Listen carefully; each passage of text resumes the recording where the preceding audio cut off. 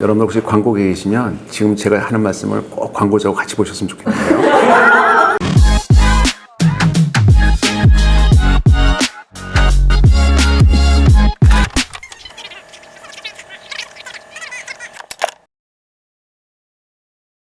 부회장님 그 다빈치 호텔 네이밍 직접 하셨다고 들었는데 그거 이 방에서 정했고요. 처음에 와가지고서는 그런 이제 이벤트를 하는데 수학도 얘기하고 경제도 얘기하고 문화도 얘기하고 디자인도 얘기하고 음악도 얘기하는 거니까 그 대표적인 사람이 누구겠어요? 그냥 레오나르도 다빈치. 그냥 각 방면에 재능이 있으신 분, 다빈치 형님이시잖아요. 그러니까 그분 이름 따왔고. 그 다음에 그럼 다빈치 다음에 호텔이 맞겠어요? 약간 모텔이라는 것이 훨씬 더 포용력 있는 단어고. 그래서 다빈치 모텔을 제가 요 옆자리에 있다가 그렇게 합시다 했어요. 그랬더니 저기 있던 직원이 갑자기 검색을 해보더니 다빈치 모텔이 지방에 2개인가 있대요. 그래서 그거 어떡하지? 하다가 양해해 주실 거야. 그래서 그렇게 정했습니다. 그래서 제가 무용담을 늘어놓긴 했는데, 자, 지금 할 얘기는 광고 얘기잖아요. 근데 광고에서 제일 나쁜 게 개인이 무용담이에요, 사실은. 그래서 오늘 광고에 대한 첫 얘기는 광고는 개인기가 아닙니다 하는 얘기를 드리는 거고요. 현대카드 뭐 제법 재밌고 좋은 광고 만들었다고 하시면서 그건 누가 만든 광고야? 뭐 어떻게 만들었어? 뭐 이런 얘기를 하시는데 누가 만들었겠죠. 근데 누가 만들 수 있기 위해서는 사실은 어떤 시스템이 돌아가는지가 더 중요합니다. 그 시스템이 없었다면 아마 그 어느 누가도 나타나지 않았을 거고 아니면 그런 일도 없었을 테니까요. 진실은 시스템에 있습니다. 그럼 한번 도대체 광고의 시스템이라는 게 뭐야? 그냥 광고 기획사고 만들면 되는 거 아닌가? 물론 맞죠. 근데 한번 그 플로우를 봅시다. 먼저 광고를 만들기로 합니다. 그리고 사장님이 정하셨죠. 야, 우리도 광고하자. 그 다음에 이제 광고 기획사들을 쫙 부릅니다. 한 군데 부르긴 불안하죠. 한 3군데 불러야죠. 지금부터 이 광고를 할 거야 라고 얘기를 합니다. 그러고서는 다시 우리 회사가 원하는 광고는 구체적으로 이런 거야 라고 또 뭐 마케팅팀, 영업부서 또는 브랜드팀이 또 광고 기획사를 불러가지고 뭐 전화 안 가봤지만 다들 들어보시라고 그래가지고 다시 한번 설명을 쫙 하죠. 그래가지고 광고 기획사가 만듭니다. 만들었는데 그냥 만들겠습니까? 또 하나만 만들면 성의 없다고 그럴 테니까 A안, B안, C안 쫙 갖고 옵니다. 그 다음에 광고주 리뷰를 하는데 어떻게 하냐. 먼저 광고 담당 실무자한테 딱 보입니다. 그러면 실무자가 요즘 애들 들어가는 게 유행인데 밑에 애들 넣고 그건 이제 그걸 해가지고서는 그 다음에 과장님한테 가면 과장님이 이거 그 상품에 관한 설명이 없잖아. 이래가지고 어떻게 알겠어? 그럼 또 이거 빼고 적어 놓습니다. 그 다음에 부장님 가고 상무님 가고 해가지고 사실은 또 클라이언트 쪽에서 사실은 반쯤 제작을 합니다. 대표이사 때는 이제 그 모든 그 사람들의 의견이 엉키고 성킨 또는 타협된 것이 가서 이제 발표를 하겠죠. 그리고 여전히 또 A안, B안, C안은 살아있습니다. 그러면 이제 그날 A안이 좋다 해서 나가는 거고요. 더 심한 경우에는 그날 대답을 안 해주고 한 달 후에 A안이 좋은 것 같은데 B안도 좋아서 2개를 섞어봐. 그렇게 해서 나오는 광고가 이제 TV를 탑니다. 제가 좀 과장스럽게 얘기했는데 과연 얼마나 많은 광고가 여기에서 자유롭고 난 전혀 안 그래 라고 얘기할 수 있을지 잘 모르겠습니다. 현대카드 광고는 20년 전부터 이 플로우가 달랐습니다. 일단 한 번에 모든 부서가 OT를 주고요. 그리고 발표도 딱 한 번만 받고 발표의 결정은 30분 내에 합니다. 남들이 9가지, 10가지 단계를 걷는다면 저희는 2단계밖에 없습니다. 일단 광고 요청을 하는 단계가 있습니다. 근데 광고 요청서, 소위 OT가 클라이언트의 수준을 정합니다. 여러분들 광고는 광고주가 만든다는 얘기 많이 들으셨죠? 아마 광고 계시는 분들이 술 드시면서 푸념 삼아 가장 많이 하시는 말씀일 거고요. 사실 그 말에 일리가 있습니다. 광고주가 요청을 하고 선정을 하기 때문에 광고주가 만드는 것이고요. 광고주의 가장 레벨을 쉽게 볼 수 있는 것이 광고 요청서입니다. 우리는 어떤 광고를 무슨 목적으로 왜 해줘? 라는 걸 명확히 할 필요가 있습니다. 이것이 자신이 없고 자기도 모르겠으니까 모호하게 이렇게 읽어도 상관없고 저렇게 해석해도 상관없는 OT가 나간다거나 아니면 너무 빽빽하게 써가지고 광고 기획사의 창의력이라는 게 들어갈 구석이 없이 사실은 광고 기획사라는 건 우리가 생각 못한 또 다른 놀라움을 갖고 들 수 있는데 그 아예 그 여백을 다 막아버린다든지 하는 요청서가 있죠. 그래서 광고 요청서는 꼭 제가 훑어보게 돼 있습니다. 그것이 잘 돼야 결국 좋은 광고가 나오게 됐지. 그 정립이 안 된 채로 그대로 광고 기획사에 밀어버리면 뭐 예를 들어가지고 여러분들이 건축가라고 합시다. 근데 누가 와서 좋은 집 줘줘. 그게 몇 평인지 잘 모르겠고 우리 집에 몇 명이 사는지 안 가르쳐 줄 거야. 그래서 좋은 집이 나올까요? 그 다음은요. 단계는 2개지만 사실은 룰은 좀 많습니다. 근데 그 중에 굉장히 중요한 게 광고에 관여하는 사람들이 꼭 제한적입니다.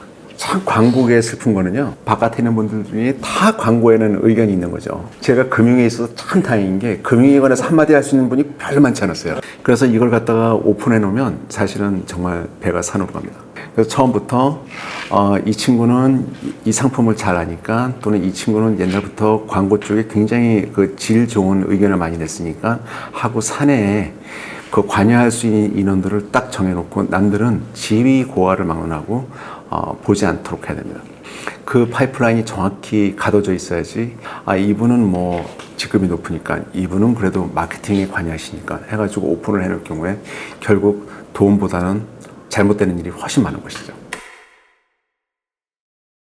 자, 그 다음은 클라이언트는 과연 누군가 하는 겁니다. 여러분들 혹시 광고계에 계시면 지금 제가 하는 말씀을 꼭 광고주하고 같이 보셨으면 좋겠는데요. 그 광고주는 광고를 부탁하는 사람이니까 소위 갑이라면 갑인데 갑질을 해서 좋은 광고가 나오는 거라면 뭐 하셔도 되겠어요. 그런데 그게 아니라는 거죠. 광고주도 같이 광고를 만드는 사람입니다. 아까 말씀드렸지만 요청을 분명히 하고 뭐를 얻고 싶은지 정확히 얘기해주고 판단을 잘해주는 사람, 옆에서 협조를 아끼지 않고 또 모호한 얘기했을 때 결정해주고 도와주는 사람, 그리고 나중에 그 광고사가 왜 이 광고를 만들었는지 잘 이해하고 또는 반박을 하고 좋은 선정을 해주는 사람. 그래서 50%가 클라이언트의 책임이라고 생각을 하고요. 그 놀라운 얘기를 들었었는데 언제 한번 PT를 하는데 그 광고사가 저희 회사에 처음 오셨어요. 이런 말씀을 하시는 거예요. 이렇게 마주 앉는 PT를 처음 해보신다는 거예요. 그래서 무슨 말씀이세요? 그랬더니 대개는 이 중요 자리에는 다 클라이언트 임직원들이 앉고 자기네는 조금 좀 옆에 앉노라. 그래서 참 신기하다. 오늘 광고에 관한 얘기고 광고사에서 만드는 걸 보는데 왜 우리가 상석에 앉아요? 여러분들이 상석에 앉아야죠. 라는 얘기를 했었는데 그걸 보고 굉장히 놀랐던 것 같아요. 광고 PD 때 저희들이 선정할 권리가 있는 건 맞는 것 같긴 한데 그래도 그냥 파트너거든요. 그리고 우린 심사위원이 아니거든요. 지금 우리가 누가 왔는데 어떻게 만들어 왔나 내가 두고 볼 거야. 아주 째려볼 거야. 그리고 굉장히 지적질을 많이 할 거야. 라는 태도가 그렇게 건설적인지 모르겠어요. 오히려 우대해주고 굉장히 당신네 얘기를 들어보자 하는 태도가 더 좋은 결과를 날 것 같고요. 물론 이 얘기가 광고사의 기획사에 끌려가라는 얘기는 아닙니다. 사실은 압박할 필요도 있어요. 저희 회사가 굉장히 디맨딩하다고 소문이 났는데 이거 아닌 것 같다. 다시 하자. 이거 아직도 고민이 모자라신 것 같다.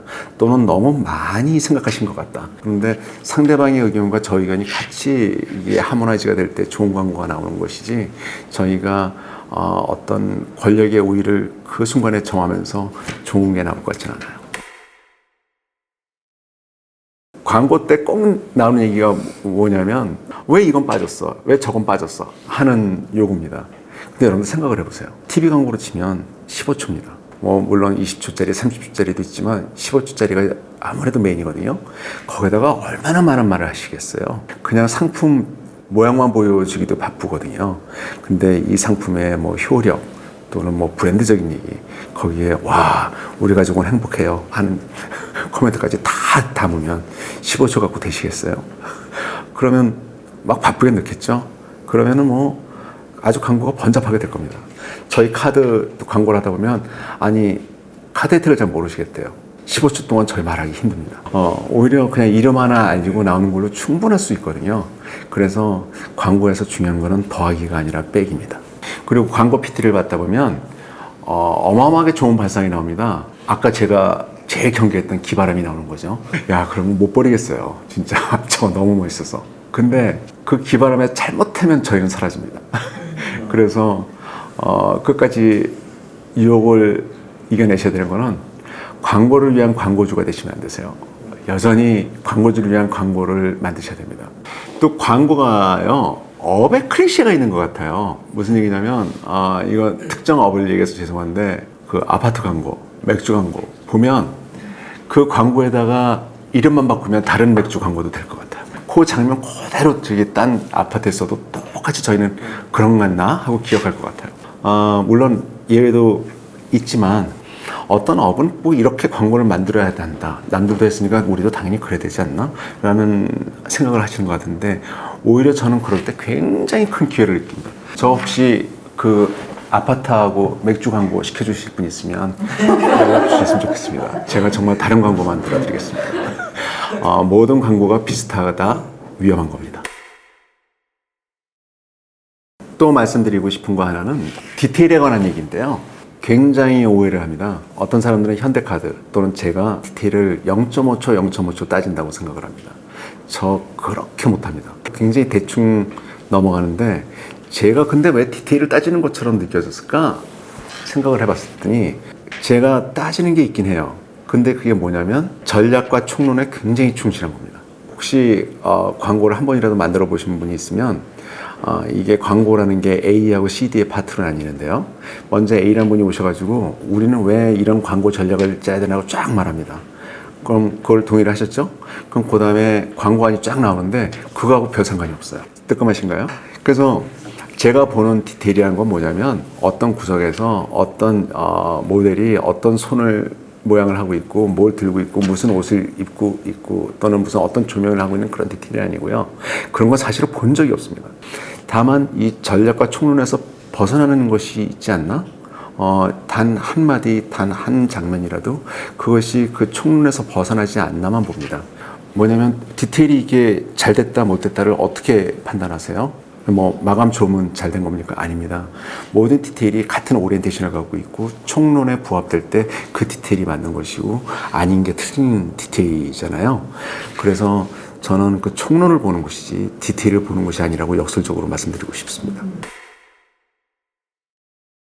다음은요. 광고가요. 365일 24시간 돌아가고 있다고 말씀드리고 싶습니다. 이전에는 어떻게 했어요?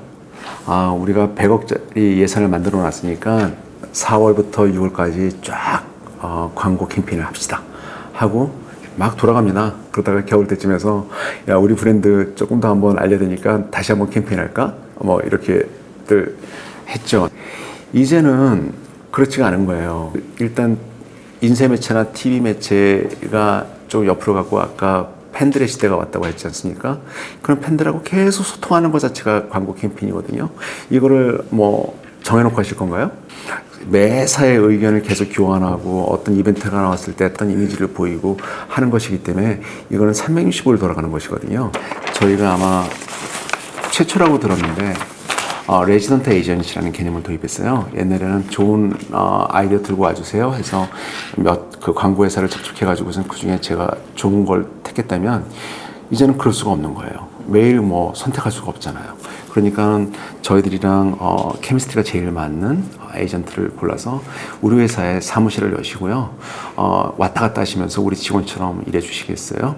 우리 돌아가는 거 계속 옆에서 지켜봐 주시고 의견 나누시고 오늘 오후에도 뭐 하나 내보내 주시고 내일 아침에 이런 사진도 올려주시고 하면서 물론 그 작업량은 어떤 때는 뭐 올라갔다 내려갔다 하긴 하지만 24시간 레지던트 개념이라는 제도를 도입했는데요.